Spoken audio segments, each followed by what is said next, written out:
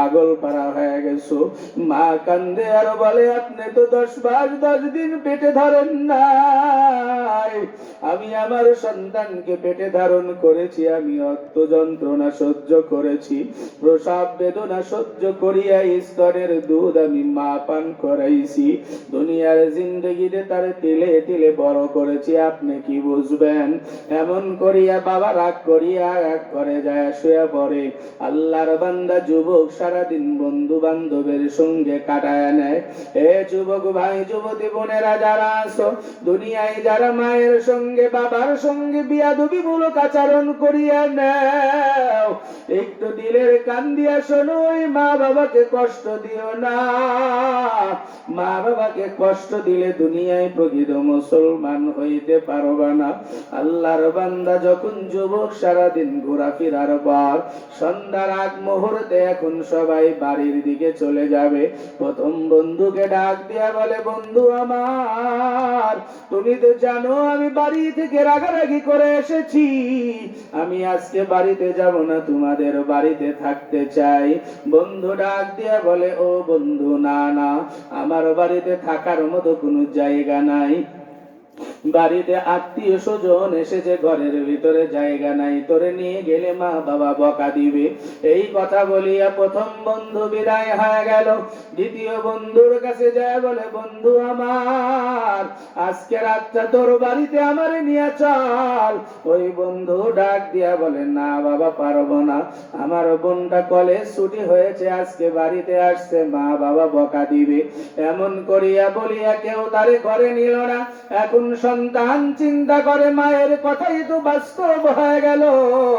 আল্লাহর বান্দা যুবক সন্ধ্যা ঘনায় আসছে, এক পা দু পা করে যখন মায়ের বাড়ির দিকে রওনা দেয়, বাড়ির দরজার কিনারায় আসিয়া সালাম দিয়া বলে, মা দরজা খোলো।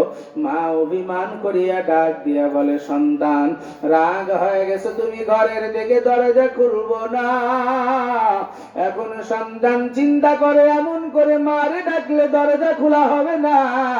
একটু আকুতি মিনতি করিয়া কান্দা ভাষায় ডাক দিয়া বলে, মা, আমি তোমার একটা মাত্র কলিজার সন্তান, যদি আমার জন্য দরজা না খুলিয়া দাও, আমি কিন্তু জঙ্গলে গিয়া যখন শুয়ে পড়ব, সকাল বেলায় আমারে কিন্তু আর পাইবা না, বনের হিংস্র প্রাণীরা আমার হাত পা ছিঁড়িয়া আমারে খায়া ফেলবে।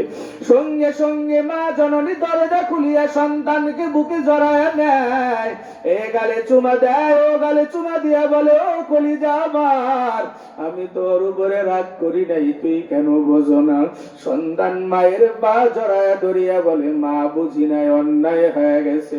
মা ডাক দিয়া বলে, ওই ঘরে তোর বাবা শুয়া রয়েছে, যাও যাও, তোর বাবার পা জড়ায়া ধরিয়া মাফ চাও।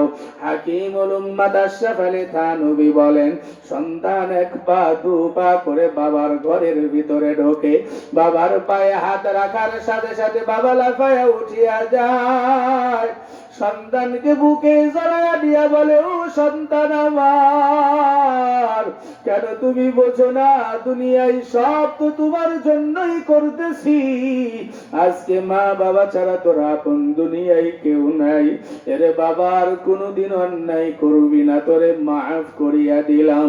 হাকিমুল উম্মাত আশরাফ আলী থানভী বলেন, একজন মা বাবাকে সন্তান কষ্ট দেওয়ার পরে যায় মাফ চাইলে যদি মাফ করতে পারে, আল্লাহ 99% ভালোবাসা তিনার অন্তরের ভিতরে লিখেছে। আল্লাহ ডাক দিয়া বলে, ইল্লা মান তাবা ওয়া আমানা ওয়া আমিলা আমালান সালিহা। এ গোলামের দল, দুনিয়ায় একজন মানুষের হাত ধরিয়া মাপ চাইলে যদি মাপ পাওয়া যায়, আমি আল্লাহর কুদরতি পায়া সিজদায় যায় শুধু বলো, ও মালিক, আমি বুঝি নাই, শয়তানের ধোঁকায় পড়ে অন্যায় করে ফেলেছি, নফসের তাড়নায় পড়ে গুনাহ করিয়া ফেলছি। আল্লাহ আল্লাহ ডাক দিয়া বলে, তোর বলতে দেরি হয়, আমি আল্লাহ তোর জিন্দেগির গুনাহ মাফ করতে দেরি করি না। হে নবীর আশিক উম্মতের দল, এই জন্য অনুরোধ করিয়া বলিয়া থুয়া যায়, এই দুনিয়ায় কত অন্যায় হয়ে গেছে, আজকে থেকে নামাজটা পাবন্দি সহ পড়েন, কোরআন তেলাওয়াত করিয়া দেন, হালাল হারামের তমিজ করিয়া দুনিয়ার জিন্দেগিতে চলেন, মানুষের হক নষ্ট করিয়েন না, কেননা মানুষের হক নষ্ট করলে মাওলা কিন্তু মাফ করবে না। আল্লাহর নবী সাল্লাল্লাহু আলাইহি ওয়াসাল্লাম দুনিয়ায় উম্মতদেরকে সব শিখায় গেছে। ঘটনা মনে পড়িয়া গেল, বলিয়া দেই রে বাবা, আজকে দুনিয়ায় মানুষকে ঠকানোর প্রতিযোগিতায় নিবেছি, দুনিয়ার জিন্দেগিতে রাহমাতুল লিল আলামিন ডাক দিয়া বলে হুকুকুল্লাহ, হুকুকুল ইবাদ, ইবাদতের দুইটা দিক, একটা হলো আল্লাহর হক আর একটা হলো বান্দার হক। আল্লাহর হক নামাজ পড়ো নাই, হজ করো নাই, রমজানে রোজা রাখো নাই, দুনিয়ায় পর্দা করো নাই, আল্লাহ চাইলে তোমারে মাফ করে দিতে পারে, কিন্তু দয়ার নবী বলে বান্দার হক যদি সরিষার দানা সম পরিমাণ কেউ নষ্ট করো, ওই বান্দা বান্দি যদি তোমারে মাফ না করিয়া দেয়, আল্লাহ হাসরের ময়দানে বলবে রে গোলাম, আমি আল্লাহর সব ক্ষমতা আছে, এটা মাফ করার ক্ষমতা নাই। ইন্নাল্লাহ আলা কুল্লি শাইইন কাদির। তাফসীর বাইজাবির ভিতরে আল্লামা বাইজাবি রাহমাতুল্লাহি আলাইহি বলেন, আল্লাহ ডাক দিয়ে বলে রে গোলাম, আমি আল্লাহ সব করতে পারি, কিন্তু দুনিয়ায় কেউ কারোর হক যদি নষ্ট করিয়া আসো, ওই ব্যক্তি যত সময় পর্যন্ত মাফ না করবে, আমি আল্লাহর ক্ষমতা নাই, আমি আল্লাহ তোমারে মাফ করতে পারবো না। রহমতে আলম নবী ইন্তেকালের আগ মুহূর্তে মরমুহূর্ত অবস্থায় উঠতে পারে না, হযরত আবু বকর সিদ্দিককে ডাকালেন, ফজল ইবনে আব্বাস রাদিয়াল্লাহু তাআলা আনহুকে ডাকলেন। বুখারী শরীফের ভিতরে ঘটনা আসছে, হযরতে আবি হুরায়রা রাদিয়াল্লাহু তাআলা আনহু বলেন, নবী যখন দুইজনকে ডাকলেন, আবু বকরকে বললেন, যাও বিলালকে বলো উঁচু মিনারের উপরে একটু এলান দিতে, মসজিদে নববীর সামনে আমার গোটা সাহাবী মুসলমানদেরকে একত্রিত করিয়া নাও, একটা তালিম শিখানো বাকি আছে, আমি একটু শিখায়া দেই। সব সাহাবীরা কাজকর্ম বাদ দিয়া বিলাল কণ্ঠের আওয়াজ যখন পেয়েছে, মসজিদের সামনে হাজির হয়ে গেলেন। আল্লাহর নবী উঠতে পারে না, ফজল ইবনে আব্বাসের কাঁধের উপরে এক হাত, আবু বকরের কাঁধের উপরে এক হাত দিয়া পা ছেঁচড়াইতে ছেঁচড়াইতে আল্লাহর নবী আসিয়া রাজ সিংহাসনে বসলেন। চেয়ারে বসিয়া ডাক দিয়া বলে, সাহাবীর দল, দুইটা জিনিস বুঝি তোমাদেরকে শিখাইতে ভুলে গেছি। একটা জিনিস হলো, আমার কাছে কি কেউ কোনো পাওনাদার আছো নাকি? দুনিয়ার জিন্দেগিতে হক আদায় করিয়া যাওয়া লাগবে।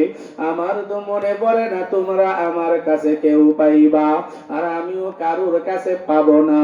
যদিও পেয়ে থাকি আমি রাসূল মাফ করিয়া দিলাম। তোমাদের ভিতরে কেউ যদি থাকো আমার কাছে কিছু পাইবা, আজকে আদেশ দিলাম আমার জানায় দাও।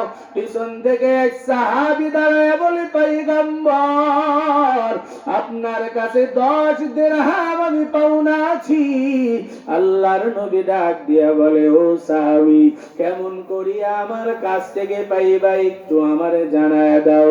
আল্লাহর নবীর সাহাবী বলে, অমুক যুদ্ধে যাওয়ার সময় সাইল সামনে এসেছিল, আপনার কাছে কিছু ছিল দিয়া দিলেন, আর একটা ফকির সামনে দাঁড়ালো, আপনার কাছে ছিল না, আপনি বললেন কারোর কাছে থাকলে 5 দিরহাম দিয়া দাও। আমি তারে 5 দিরহাম দিলাম। আবার কিছু দূর যাওয়ার পরে আর একটা ভিক্ষুক এসে দাঁড়ালো, আপনি বললেন, ও সাহাবী, তোমার কাছে কি আরো আছে নাকি, কর্জে হাসানা দাও। তারেও 5 দিরহাম দিয়া দিছি। ও পয়গম্বর, লজ্জা করিয়া এতদিন চাই নাই। আল্লাহর নবী বলে, কেন চাও না? এটা তো তুমি পাও না। আমি রহমতে আলম নবীর হয়তো স্মরণে নাই, আমি অসুস্থ হয়ে গেছি। আল্লাহর নবী ফজলকে ডাক দেয়া বলে, যাও আমার ঘরের থেকে 10 দিরহাম এনে তারে মিটায় দাও। আল্লাহর নবীর সাহাবী এনে যখন দিয়া দিলেন, আবার